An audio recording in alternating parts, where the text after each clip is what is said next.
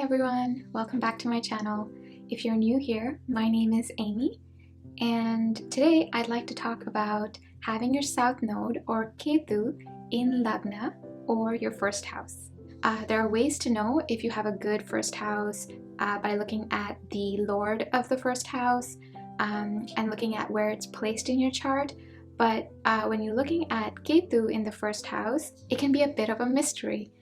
I mean, what can you reasonably deduct or know if the first house is influenced by a shadow planet that also represents a slew of past life deeds? I personally have this placement, so I feel like I can speak about it a little bit more confidently. I'm not an astrologer, but I have been very interested in deciphering my own birth chart for almost 6 years now, and I've had plenty of readings and I've done a lot of research which has helped me understand this placement quite well. And so in this video, I'd like to tell you what it's like from a first-hand experience and perspective, because if it's so mysterious, I doubt others really understand what we go through and what we bring to this world. So first and foremost, one of the strongest things that I've noticed about myself is that I've always liked the feeling of being alone and independent. There's nothing better than that. In this position, there's a natural disconnection from others, and you tend to want that space and privacy as well. The moment that I am left alone, I generally tend to feel a lot of relief, and it feels like I can finally have some time to achieve the things that I want and to think about and write about or research the things that I care about. It's not natural for me to bond with others, and it takes a lot of effort on my part to truly connect with others. I'm really not into gossip, or I really don't like spending time listening to the dirty laundry of others. I want everyone to have the same privacy that I love, and I like to give people space to figure out their life and to take it as slow or as fast as they want to take it. It doesn't mean that I don't want to help others or I don't want to spend time with them. I think I prefer that all of that is done in a limited amount, and that when someone really needs me, I'm sure they will reach out to me and ask for help. Having Ketu in the first house means that in this lifetime or in previous lifetimes, there's a overindulgence in items that have to do with oneself, which means that you have developed this area and you have developed it so much that you are quite content with what you have achieved already. Whatever you do is executed in your own way. You can truly be an achiever with this placement. You believe in listening to your intuition, hunches, perceptions more boldly when you have the freedom to explore and make your own path. And the ideas you get can sometimes feel like they're coming from a completely different realm. They're coming from somewhere else. And others feel like you simply just know things.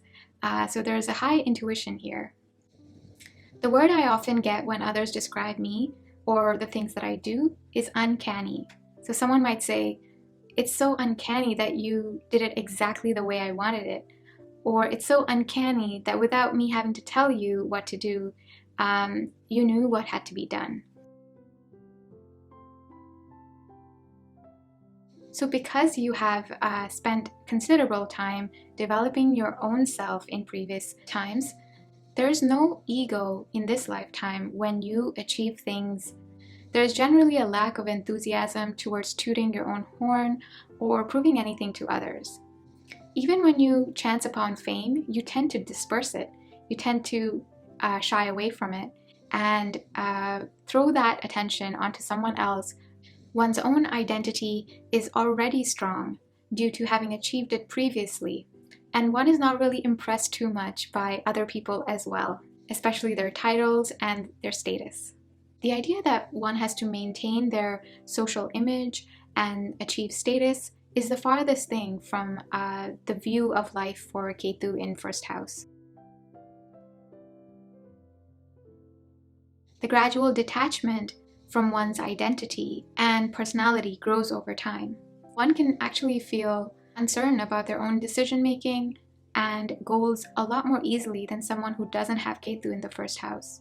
So what you might notice is that once you get into a relationship with someone else, there's a strong desire to mold themselves and recreate themselves to match the characteristics and ideals of their Rahu partner. So in this sense, the Ketu in first house person struggles with creating boundaries. It's very hard to balance out not being too giving and being selfish enough, or being too selfish and not giving enough. Because it's very easy for Ketu in first house to completely lose their identity in the process of merging with the other. That's why people with Ketu in the first house actually like to stay independent. It gives us the freedom to follow the things that we want to do a lot better. And boundaries simply means that you learn how to keep your own individuality in relationships and when dealing with others.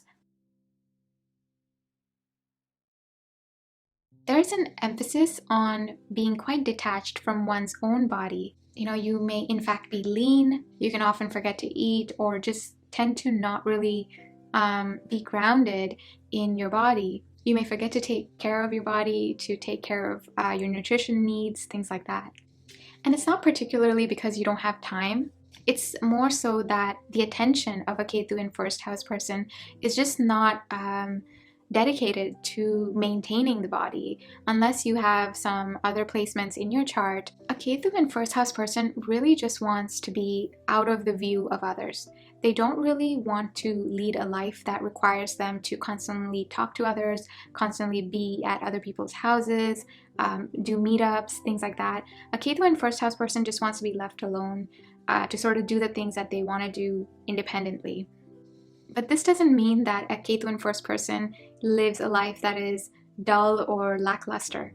In fact, Ketu in first house person generally tends to feel very adventurous.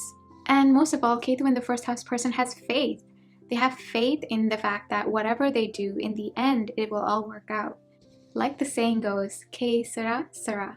What will be, will be. And so in a similar way, Ketu in the first house tends to believe that their body will take care of itself. It's not really something that they're devoting their time and their attention to at all times.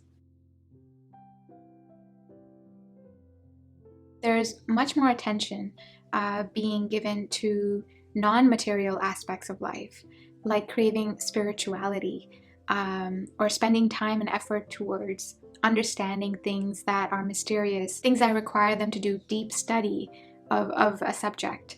They can be very brainy, like they can be very intelligent, especially if you have a first house that is mercurial, like if you have a Virgo ascendant. So when the mind is so focused on looking for the deeper meaning of life and spirituality and non-materialistic things, the body kind of takes second place to those other pursuits. So the top priorities for a Ketu in first house person is to attain moksha, to attain spiritual advancement, and this is usually by going inward, practicing meditation, learning about spirituality, all those kinds of things. And all of that is propelled by the fact that you are completely detached from your identity and completely ready to merge with something that is bigger and higher and better. The last interesting tidbit about Ketu in the first house in this video is pretty much that you have a magnetic identity, which sometimes isn't quite clear to yourself, but it is very apparent for other people to see it. There's a natural magnetism or a certain peculiarity in the way you look or the way you appear, which draws other people to you. So even though a Ketu in first house person isn't running after the world and others, sometimes it feels like the world is running after them. This can manifest as drawing some pretty materialistic people into your life who seem to see something in you, which I've heard is a projection of actually what they desire, and they seem to see their desires manifest in you. So it's easy for you to become somebody's muse or somebody's desire. To put it differently, an astrologer once told me that people will seek you out and want to be with you, and it won't be clear to you why. So on that note, I'd like to end this video. Thank you so much for watching. I hope you enjoyed this. If there are more things that I missed, I'd love to hear you comment below, like this video, and please share with other people who want to understand Ketu in first house better. See you next time. Bye.